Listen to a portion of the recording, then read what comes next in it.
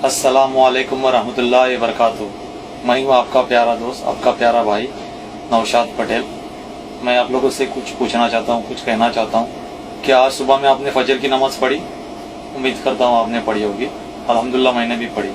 लेकिन अक्सर क्या होता है, कई दफ़ा हम लोग की नमाज का कज़ा हो जाती है छोटे छोटे रीज़न की वजह से। मैं आपको बताता हूँ, मैं दुबई में पब्लिक ट्रांसपोर्ट की बस चलाता हूँ और बस चलाते वक्त बस में इतनी भीड़ होती है कि मेरी वजू होते हुए भी मैं नमाज नहीं पढ़ सकता था।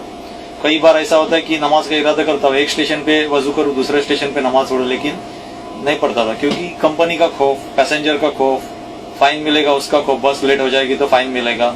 लेकिन मेरे दिल के अंदर एक ख्याल आया, मैं जब हमेशा शेखजाद रोड से या कोई हाईवे से गुजरता था तो मैंने बहुत बार देखा कि कुछ पठान लोग, नमाजी पठान लोग, जो सच्चे नमाजी होते हैं वो अल्लाह का खौफ रखते हैं, वो पुलिस का या कोई कानून का खौफ नहीं रखते, क्योंकि कानून तो आपने और हमने बनाया। अल्लाह के कानून से बढ़कर दुनिया में कोई कानून नहीं है।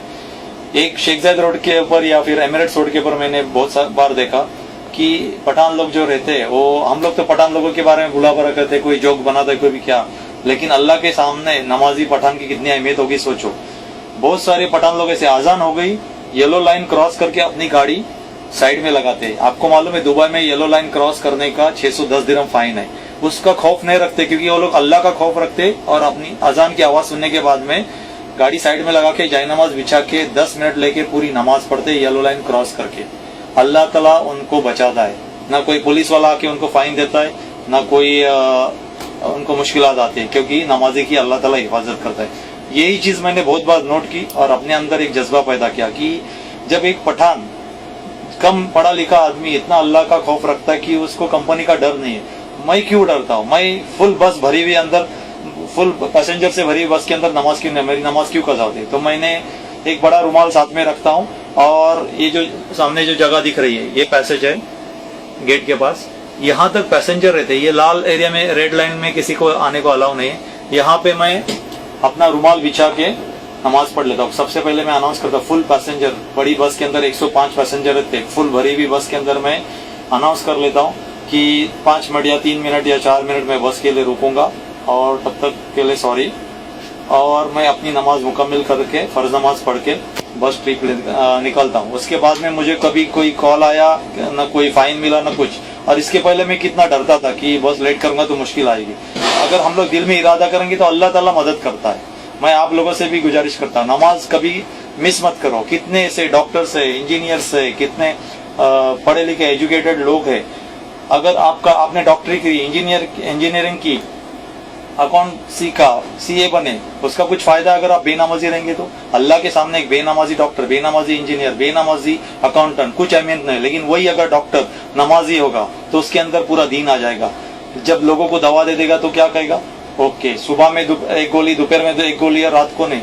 मैं तो कहता हूँ ऐसा संदेश देना चाहिए, ऐसा मैसेज देना चाहिए, फजर के बाद 2 गोली, जोहर के बाद 2 गोली, असर के बाद 2 गोली, ईशा के बाद 2 गोली, मतलब इसमें नमाज का भी मैसेज जाएगा।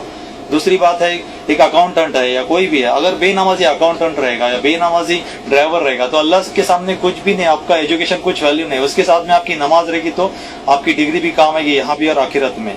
मैंने कल एक वीडियो देखा जिसके अंदर एक टावर क्रेन ऑपरेटर इतनी ऊंचाई के ऊपर, टावर क्रेन के ऊपर नमाज पढ़ रहा था।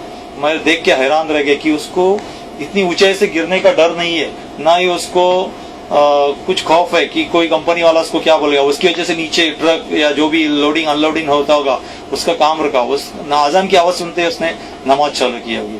मतलब अल्लाह का खौफ है, उसको ऊंचाई से गिरने का डर नहीं है। ऐसी छोटी छोटी बातें, कितने अनपढ़ लोग नमाज को कितनी अहमियत देते, हम लोग एजुकेटेड लोग होके हम लोग दीन से क्यों पीछे? नमाज के ऊपर ध्यान दे दो।